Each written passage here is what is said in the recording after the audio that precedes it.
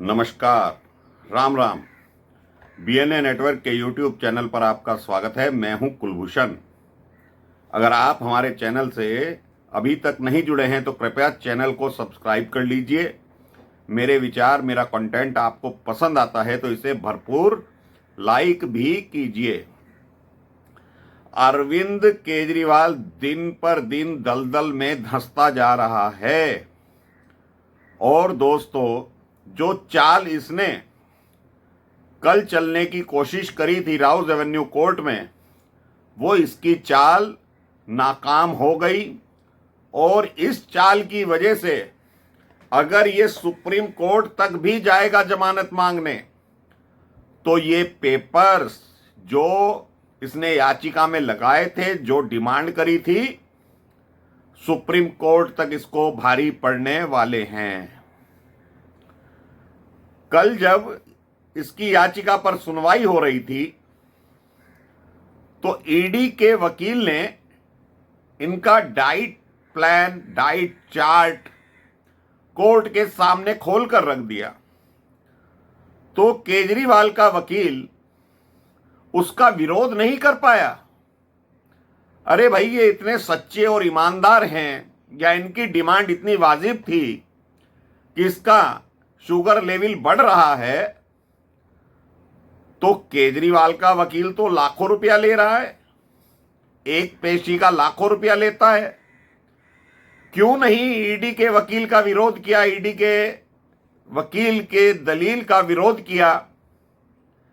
क्योंकि केजरी का वकील जानता था कि ईडी के वकील ने जो बातें रखी हैं और जो साक्ष्य रखा है वो सही था।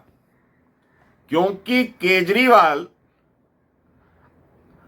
अपने आप षड्यंत्र करके अपने शुगर लेवल को बढ़ा रहा था। और इस घोटाले में उसका साथ कौन दे रही थी? सुनीता केजरीवाल, जो उनकी धर्म पत्नी हैं। दोस्तों, एक घर में दो दो आईआरएस ऑफिसर, अरविंद केजरीवाल और सुनीता केजरीवाल। अगर अरविंद केजरीवाल राजनीति में आने की वजह से अपनी नौकरी छोड़ देते हैं, तो सुनीता केजरीवाल को क्या पड़ी थी कि उन्होंने भी नौकरी छोड़ दी। यानी कि जब तथ्य सामने निकल कर आएंगे तो आप चौंक जाएंगे। सुनीता भाभी या सुनीता केजरीवाल इस महाघोटालेबाज के घोटालों में शामिल कहीं ना कहीं रही होगी। क्योंकि कोई भी धर्मपत्नी अगर ये जानती है उसका पति बीमार रहता है और उसको क्या खाना खाना है, जैसा कि आम आदमी पार्टी के प्रवक्ता बता रहे हैं, आम आदमी पार्टी के वकील बता रहे हैं, केजरीवाल के वकील बता रहे हैं कि केजरीवाल तो 30 वर्षों से शुगर से पीड़ित है। तो क्या उसकी धर्मपत्नी को यह मालूम नहीं है कि उसको क्या भोजन देना है? और जब तक ये व्यक्ति तिहाड़ जेल में नहीं गया था, तो जब तक तो इसका शुगर लेवल बिल्कुल सही था, वजन भी बिल्कुल सही था। ईडी की कस्टडी में ये व्यक्ति 10 दिन रहा है, वहां भी इसका शुगर लेवल नॉर्मल रहा। खाना तो जब भी ये घर का ही खा रहा था। लेकिन तिहाड़ जाते ही मिसिज केजरीवाल और मिस्टर केजरीवाल ने षड्यंत्र रचना शुरू कर दिया। घोटाले में भी घोटाला करना शुरू कर दिया कि जेल से बाहर आने का एक यही रास्ता है कि शुगर लेवल बढ़ाया जाए, मुझे हॉस्पिटलाइज्ड किया जाएगा और बाद में मैं अंतरिम बेल ले लूंगा। क्योंकि सत्येंद्र जैन, जो इसका चेला है, इसके साथ गुल्ली डंडा खेल रहा है जेल के अंदर, उसने भी यही कार्य किया था। क्योंकि 30 वर्षों से कोई मरीज है और भाई जब तुम मुख्यमंत्री पद पर थे, इतने घोटाले कर रहे थे, तुम्हारा शुगर लेवल जब तो बढ़ा नहीं। क्योंकि घोटाला करने के लिए एक व्यक्ति को दिमाग लगाना पड़ता है, सोचना पड़ता है, सलाह लेनी पड़ती है। तो वो सलाह भी तुम अपनी धर्म पत्नी से लेते रहे होंगे केजरीवाल, क्योंकि IRS विभाग ही ऐसा है। पैसे को ठिकाने कहां लगाना है, कैसे गड़बड़ झाला करना है, ये दो व्यक्ति मिलकर भली भांति अच्छी तरह से सोच सकते हैं। नहीं तो एक धर्म पत्नी अपने पति को डायबिटीज में आलू कैसे खिला सकती है, चावल कैसे खिला सकती है, केले कैसे खिला सकती है, आम कैसे खिला सकती है, और तो और मिठाई कैसे भेज सकती है जेल के अंदर। अरे घर पे दी जाए मिठाई तो कम से कम घर वाले तो साथ रहते हैं कि भाई बीमार व्यक्ति को कुछ हो जाएगा तो तुरंत हॉस्पिटल ले जाएंगे, डॉक्टर के पास ले जाएंगे। लेकिन जेल में जिस कमरे में केजरीवाल रह रहा है, वहां उसकी देखरेख करने वाला रात में कौन है? कोई भी नहीं है। तो घोटालों में घोटाला, पहले शराब घोटाला, उसका पैसा कैसे ठिकाने लगाना है वो घोटाला, और मिसेज केजरीवाल तो इनकी वीडियो भी जारी हुई थी कि किस तरह से संगे मरमर, मार्बल, पर्दे ये खरीदती हुई नजर आई थी। ये वीडियो तो जारी हुई थी ना जिस दुकान से खरीदा था। उस दुकानदार के बयान आज भी हैं जब शीश महल बनवाया गया था। तो ये धूर्त प्राणी अपनी पत्नी को भी धूर्त बना चुका है, वरना एक औरत इतना साहस नहीं कर सकती। एक औरत दुश्मन को भी गलत खाना नहीं खिलाती, हमारे देश की परंपरा यही है। तो वो अपने पति को ऐसा भोजन क्यों खिलाएगी? क्योंकि इनको मालूम है कि कहती है, बड़े प्यार से कहती है, वीडियो बनाती है, तो आप आंखें बंद कीजिए, केजरीवाल दिखाई देने लगेंगे। अरे भाई तू भोजन खिला रही है, तुझे केजरीवाल नहीं दिखाई दे रहे? उस व्यक्ति की डायबिटीज, शुगर लेवल को तू बढ़ाना चाह रही है। कहीं तू उनसे बड़ी धूर्त तो नहीं है कि तेरे पति को कुछ हो जाए और मुख्यमंत्री तू बन जाए, पार्टी की कमान तेरे हाथ में आ जाए?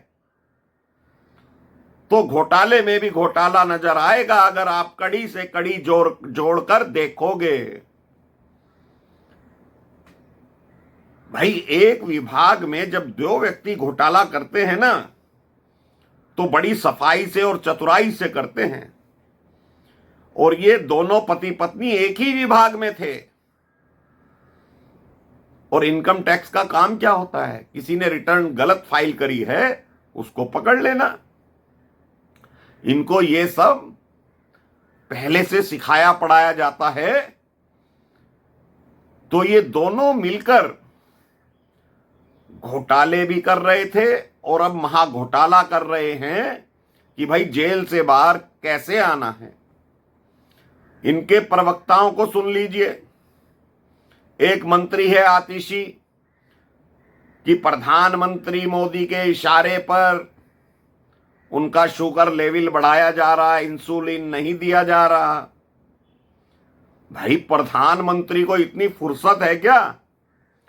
और कहां का केजरीवाल? कौन सा केजरीवाल? मोदी साहब के सामने केजरीवाल है क्या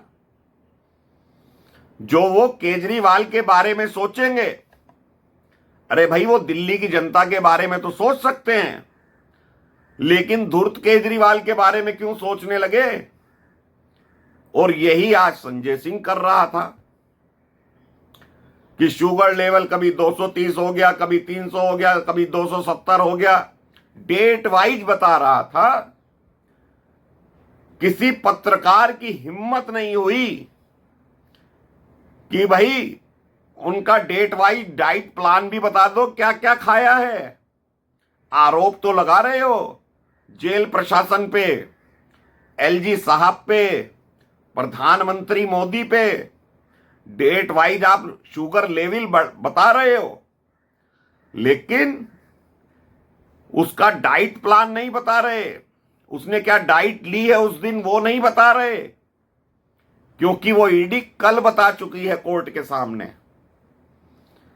तो ये इतने धूर्त लोग हैं, इनके केजरीवाल ने पंख काट दिए हैं। आतिशी 11वें नंबर पे है स्टार प्रचारक, और संजय सिंह 7वें नंबर पर है स्टार प्रचारक।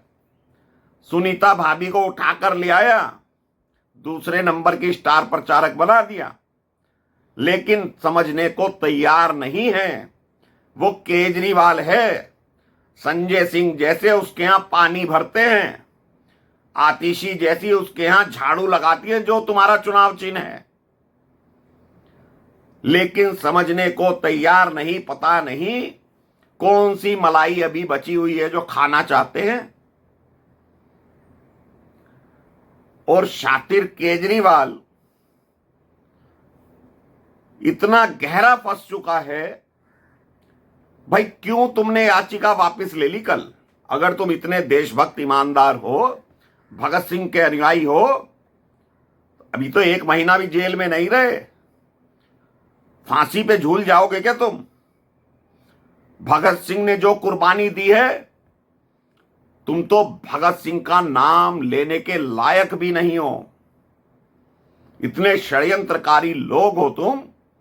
और मैं तो चाहता हूं कि तुम ऐसी याचिकाएं बार बार लगाओ जो सुप्रीम कोर्ट भी देखे कि ये व्यक्ति कितना बड़ा घोटालेबाज के साथ षड्यंत्रकारी भी है। कोर्ट को मूर्ख बना रहा था कल, ऐसे ही हाई कोर्ट को मूर्ख बना रहा था। जिस दिन गिरफ्तारी होती है उस दिन रात को अभिषेक मनु सिंघवी सुप्रीम कोर्ट में याचिका लगा देता है, अगले दिन सुनवाई आती है तो भाग जाता है वहां से। तो ये तो भगोड़े भी हैं,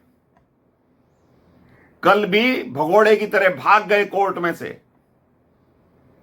तो दोस्तों, सोचना और समझना आप लोगों का कार्य है। मेरे विचार जैसे थे मैंने आपके सामने रख दिए हैं। तो अभी के लिए इतना ही। मेरा कंटेंट आपको अच्छा लगता है तो इसे भरपूर लाइक कीजिएगा, चैनल को सब्सक्राइब कीजिएगा। धन्यवाद, नमस्कार, भारत माता की जय।